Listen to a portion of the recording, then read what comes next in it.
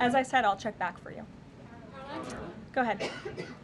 Karen, can you update us on the mediation efforts this administration is leading in Sudan, trying to achieve a ceasefire there? Sure, yes. The United States is actively engaged in efforts to bring about a peaceful resolution to the terrible conflict in Sudan.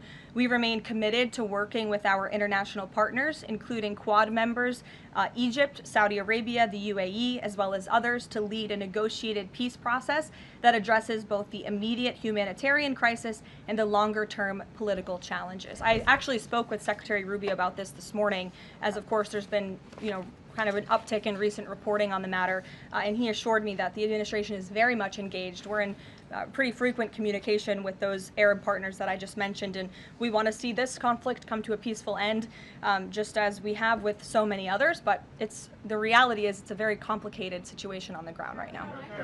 Yes. Hi, yes.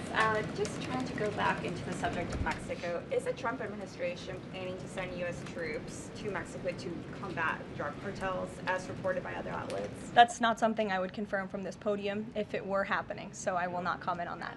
Eamon. Thank you, Caroline. Why did the president decide not to go to the Supreme Court tomorrow? He'd indicated earlier that he might want to go and attend in person. Yeah. Now he's saying he's not going to go. Why? The president did have an interest in attending the Supreme Court hearing tomorrow, as I just expressed how important it is to him, the administration, and the country, this case. But he is traveling to Miami tomorrow, as you all know, to give an economic address with the mayor of Miami and many global business leaders to talk about his historic success with the economy over the past 10 months and talk about sort of where we are headed as a country in terms of our economy. So he'll be traveling tomorrow on the road in Miami. That's why he won't be here, but Secretary Scott Bessent will be in attendance at the hearing tomorrow at the request of the president. He has said that he doesn't want to export the high-end NVIDIA chips to China, but the Wall Street Journal reported yesterday that there was some question about whether the president would raise this as a possible concession with the Chinese side during his meeting with Xi Jinping.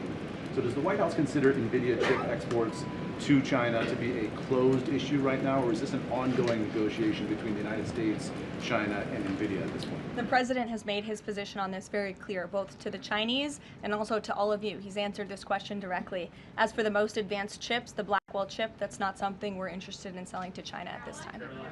Annie?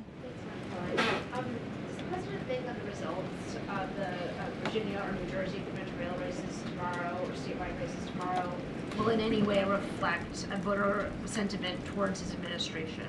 Look, Annie, I'm not at liberty to talk about the election results, and I certainly won't get ahead of them. I'm not going to engage in hypotheticals that may or may not happen tonight. We'll have to watch and see. And I'm sure you'll hear directly from the president tomorrow on that point. On SNAP, just really quickly, is there anything that prompted the president's tweet this morning? Because it did seem quite different from some of his other communications about SNAP.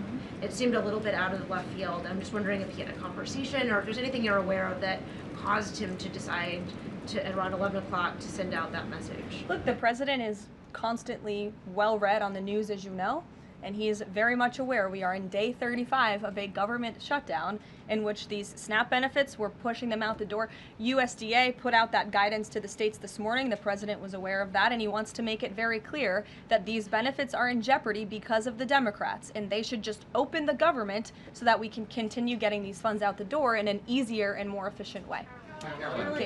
There's some new reporting that just dropped a few minutes ago that the Trump administration is negotiating with the makers of Ozempic to sell some weight loss drugs for $149 a month. That's according to the Wall Street Journal. Do you have any more information on that? Can you confirm that? I think the president has said himself in previous Most Favored Nations announcements that this is something that the administration has been engaged in and looking into.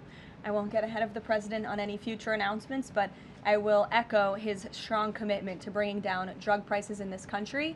And you've heard it directly from Secretary Kennedy and Dr. Marty Makary and his entire Health and Human Services team, how committed the president is to bringing down the cost of drugs, and we're working with pharmaceutical companies to do that every day. Very quickly, Caroline, on SNAP. I know it's been asked, and I know Ouija asked it, but I want to put a fine point on it. You talked about president's post here, and he wrote that SNAP benefits will only be given when the radical left Democrats open up the government.